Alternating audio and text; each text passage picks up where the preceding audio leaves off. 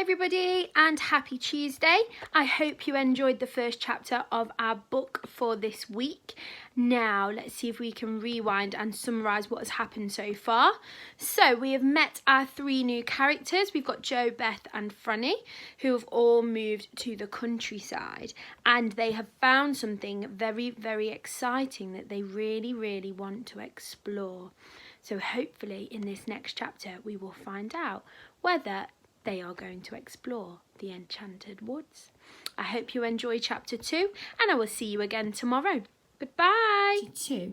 First visit to the wood. The three children had no chance to visit the Enchanted Wood until the next week because they had to help their mother and father all they could. There was the garden to get tidy, clothes and kitchen things to be unpacked and put away, and a great deal of cleaning to be done. Sometimes Jo was free and could have gone by himself. Sometimes the girls were sent out for a walk, but Jo was busy. None of them wanted to go without the others, so they had to wait, and then at last their chance came. "You can have your lunch outdoors today," said Mother. "You've worked well, all of you, and you deserve a picnic. I'll cook you some sandwiches and you can take along some nice fresh milk." "We'll go to the wood," whispered Beth to the others, and with excited faces and beating hearts, they helped their mother to pack their picnic into a big basket. They set off. There was a small gate at the bottom of their back garden that led into the overgrown lane running by the wood. They unlatched the gate and stood in the lane. They could see the trees in the wood and hear them talking their strange tree talk. Whoosh, whoosh, whoosh, whoosh. "I feel as if there are adventures out about," said Jo. "Come on, over the ditch we go and into the Enchanted Wood." One by one, the children jumped over the narrow ditch. They stood beneath the trees and peered about. Small freckles of sunshine lay here and there on the ground, but not very many, for the trees were so thick. It was dim and green there, and a small bird nearby sang an odd little song over and over again. "It really is magic," said Franny suddenly. "I can feel magic about somewhere. Can't you, Beth? Can't you, Jo?" "Yes," said the others, and their eyes shone with excitement. "Come on." They went down a little garden path that looked as if it had been made for rabbits. It was so small and narrow. "Don't let's go too far," said Jo. "We'd better wait till we know the paths a bit better before we go deep into the wood. Look about for a place to sit down and have our sandwiches, girls." "I can see some wild strawberries," cried Beth, and she knelt down and pressed back some pretty leaves, showing the others deep red strawberries below. "Let's pick some and have them with our picnic too," said Franny. So they picked hard and soon enough to make a fine meal. "Let's sit down under that old oak tree over there," said Jo. "It's all soft moss beneath. It would be like sitting on a green velvet cushion." So they sat down and unpacked their sandwiches. Soon they were munching away happily, listening to the dark green leaves overhead saying "whisher, whisher" all the time. And it was whilst they were in the middle of their picnic that they saw a very peculiar thing. Franny noticed at first. Not far off was a clear piece of soft grass. As Franny looked at it, she noticed bumps appearing on it. She stared in surprise. The bumps grew. The earth rose up and broke in about 6 places.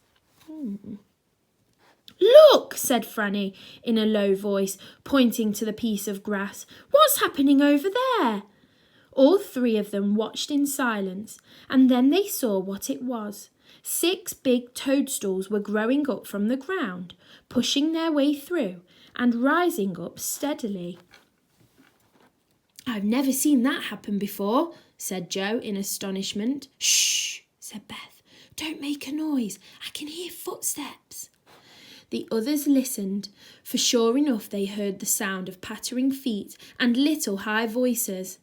"Let's get behind the bush quickly," said Beth suddenly. "Whoever it is coming will be frightened if they see us. There's magic happening here and we want to see it."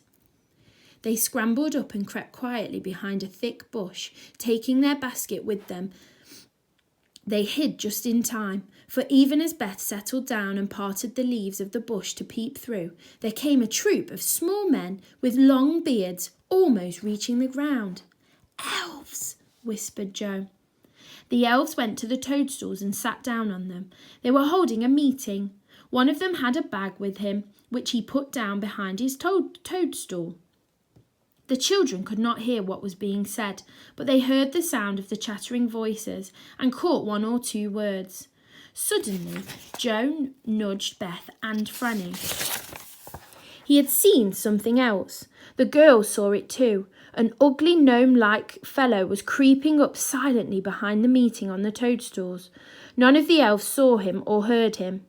"He's after that bag," whispered Joe, and so he was. He reached out a long arm, his bony fingers closed on the bag. He began to draw it away under a bush.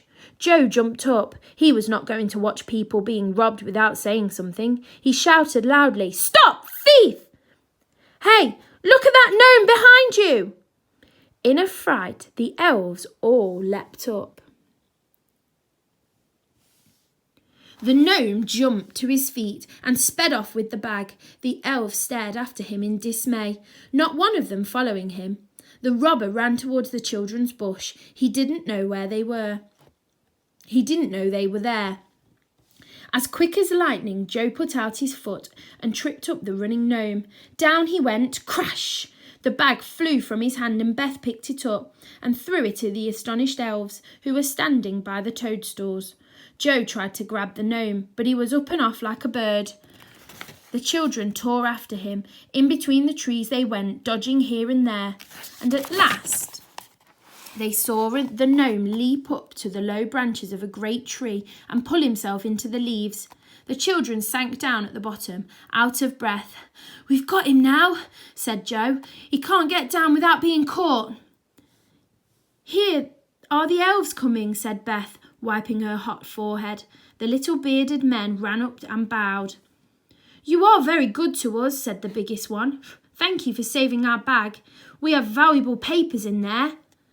"We've got the gnome for you too," said Joe as he pointed up to the tree. "He went up there. If you surround the tree and wait, you'll be able to catch him as he comes down." But the elves would not come too near the tree. They looked half frightened of it. "He will not come down until he wants to," said the biggest elf. "That's the oldest and most magic tree in the world. It's the faraway tree." "The faraway tree?" said Beth in wonder. "What an odd name. Why do you call it that?" "It's a very strange tree," said another elf. "Its top reaches the faraway places in the way we don't understand. Sometimes its top branches may be in Witchland, sometimes in lovely countries, sometimes in peculiar places that no one has ever heard of. We never climb it because we never know what might be at the top." "How very strange," said the children. "The gnome has got into whatever place is there at the top of the tree today," said the biggest elf. "He may live there for a few months and never come down again. It's no good waiting for him, and it's certainly no good going after him. His name is Creepy because he is ever creeping about quietly." The children looked up into the broad leafy boughs of the tree. They felt tremendously excited. The faraway tree in the enchanted wood. Oh, what magic there seemed to be in the very names. "If only we could climb up," said Joe longingly. "You must never do that," said the elf at once. "It's dangerous. We must go now, but we do thank you for your help. If ever you want us to help you, just come into the enchanted wood and whistle 7 times under the oak tree, not far from our toadstools." "Thank you," said the children, and stared after the small elves as they ran off between the trees. Joe thought it was time to go home, so they followed the little men down the narrow green path until they came to the part of the wood that they knew. They picked up their basket and went home, all of them thinking the same thought. "We must go up the faraway tree and see what's at the top."